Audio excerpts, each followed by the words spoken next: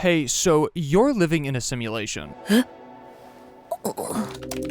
So, the Gnosia are fucking terrible. My fault, guys. I have been duped by the anime. Listen, I have been actively saying this story spends a lot of time pulling our attention towards things it wants us to see. And maybe I was just wanting to see the Gnosia be good. But don't worry, because Metal Gear Solid Muhammad informed me last week that the Gnosia are everything wrong with the universe and should be deported. Oh wait, I mean not pitied. Listen, I had a legitimate reason for thinking that, okay? Because when Yuriko, by the way, this is an episode 13-14 review, it is not this isn't spoiler free.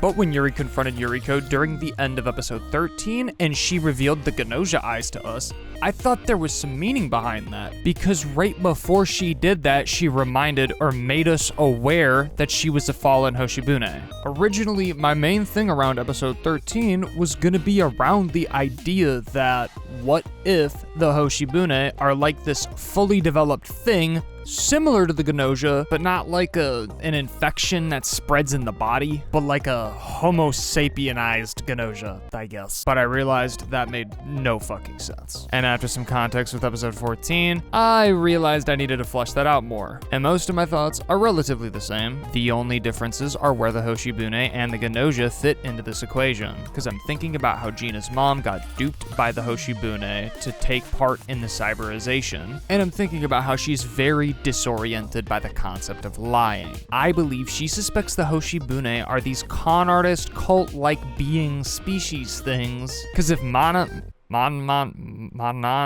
I'm calling her Mama, fuck that. But I'm pretty sure someone called her a Hoshibune. I just don't remember who.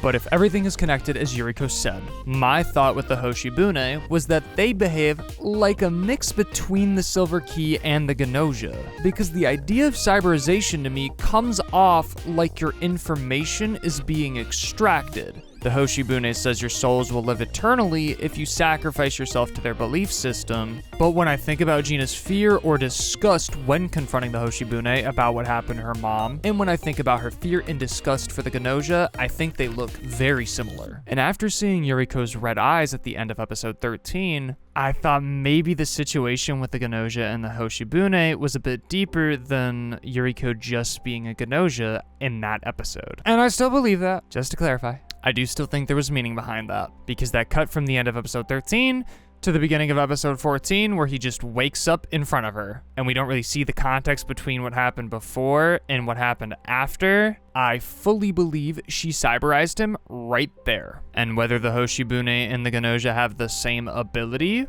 up for debate, but I imagine specifically the Gnosia don't attack you because the cyberization takes too much prep time. Or if it's like the Hoshibune, maybe you need to be accepting of being cyberized, and if you're not, then it requires prep time in order for it to happen, and is why they may attack only one at night so that the process goes by kinda quickly. And if I'm right about the Hoshibune having some mix of timeline hopping like the Silver Key and cyberizing like the Gnosia, then Yuriko showing us her red eyes at the end of episode 13 carried a lot of meaning. Because this would mean every timeline we've had Yuriko, she was waiting for Yuri to confront her. For example, when she sat silently in episode 12, it was probably her losing patience. She probably also could see that Yuri was not focused on what she needed him to be. For her, there's just no point in contributing to a game that has a fixed outcome. Where if we take episode 4 and 5, and we assume she cyberized him in episode 13, that would imply she wanted to do it in episode 4, but didn't. I'm assuming it's because her cyberization is linked to the Silver Key in some capacity. She opted to have him timeline hop through more natural means, so that wouldn't affect the information gathering for the Silver Key, where she probably timeline hopped from the first part of episode 4 into the timeline we get in episode 5 to test and challenge his wit and deduction skills. Almost like she was trying to put Yuri in a spot where him and the Silver Key would most efficiently gain information. Why I decided to put these two episodes together for a video was because of what she said in episode 14, that knowing the truth isn't easy.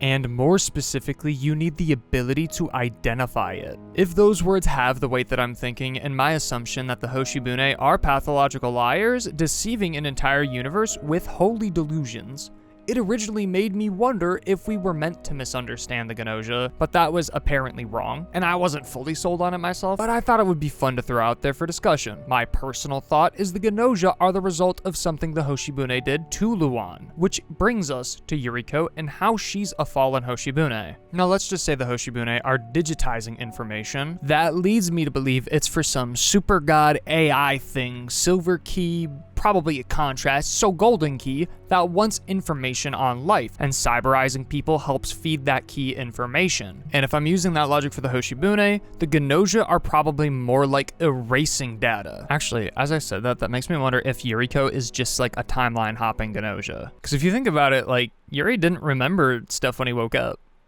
I'm just saying. Don't take that seriously, by the way, please. But the reason Yuriko is a fallen Hoshibune, I think, has something to do with her breaking something off that big key. And a shot in the dark, but that's probably why Yuri is an amnesiac as well. He probably is connected in some capacity to whatever happened with her and the Hoshibune, which would make sense why Yuriko would be fixated on him in the manner that she is. Him piecing his memory back together is likely pivotal because he may have something locked away in his mind regarding the Hoshibune and the Gnosia. If that's true, she needs Yuri to identify for himself why he was chosen by the Silver Key. Remember, she said he needs the open-mindedness to accept and the mental strength to withstand the truth. I joked at the beginning of the video, but there's a reality this is all a simulation. And if it is or not, the point that his memory may have something locked away in regards to the Gnosia and the Hoshibune is still true in both scenarios. And whatever is causing Yuri and Setsu to loop is likely related to something in both their memories. And assuming each loop is a memory unfogging, if I think about it like that from a visual novel perspective, then it makes sense that if you fumble something important, you get thrown somewhere unrelated. But the simulation piece is a bit far-fetched, and I'm getting off point. Back to the Hoshibune and Yuriko's involvement. Whenever Yuri loops to timelines with Yuriko, she needs him to see through the deceptions of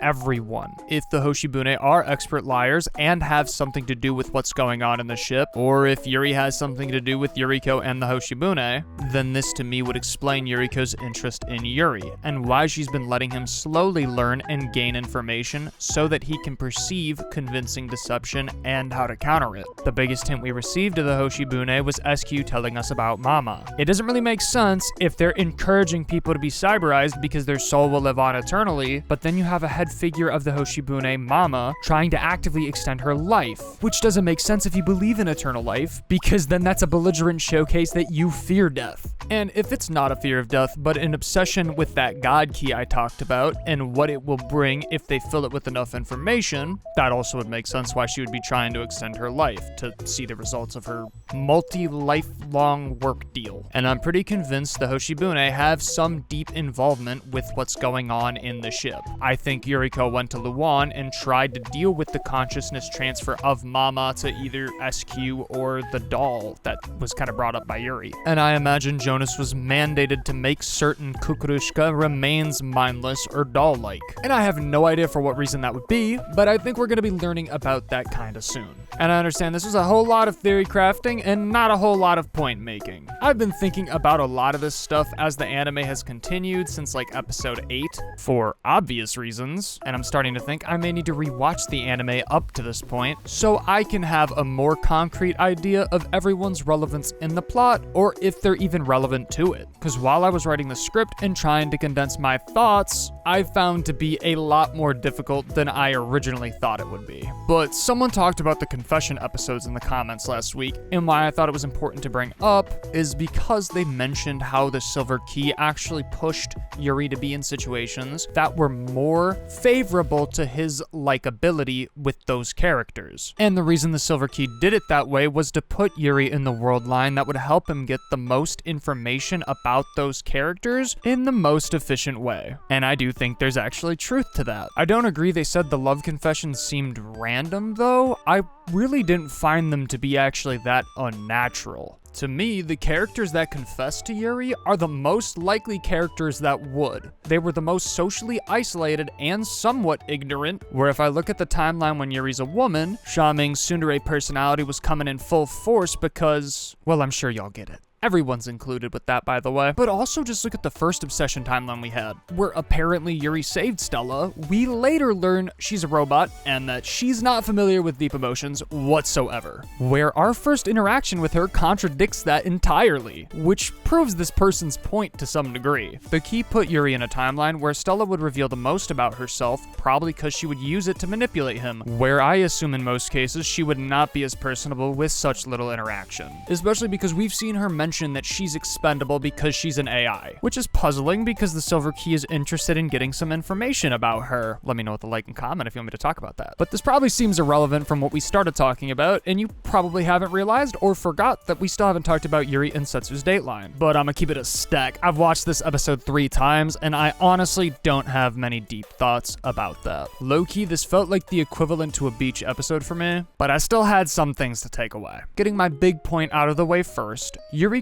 staring off at the fishes during the date side quest, and at the end of the episode she sort of reveals her true colors. This pretty much convinced me she's gonna be important for the rest of the story, and that she's been important the whole time, because this is why I said she's probably losing patience with Yuri's little romantic side quests. It feels like she's kind of been here before, and if she's losing patience, it's cause that's true. She has been in every single one of those situations. But as for this little romantic side plot we had with Yuri and Setsu, and what I'm about to say is something that I have been thinking about for a while, but we have like zero context if the Setsu we see is or is not the same Setsu we met originally. Or I guess we 100% know now that it's not. But what was confusing me is what Setsu said to Yuri in this episode. They asked if a different timeline Setsu showed Yuri they liked this street cafe vibe. And they all have a silver key. This Setsu has even been exhausted by the amount it's traveled between world lines. And then we got this frustrated Gnosia Setsu because Yuri talked to them about something a potentially different world line Setsu was trying to solve. And this is not the first or even second time Setsu has told Yuri not to do this. But I think the first real time Setsu brought attention to this was when they were a Gnosia in episode 5, implying this Gnosia Setsu and the previous Setsu we had are not the same Setsu. I also think this confirmed the Setsu we met in episode 5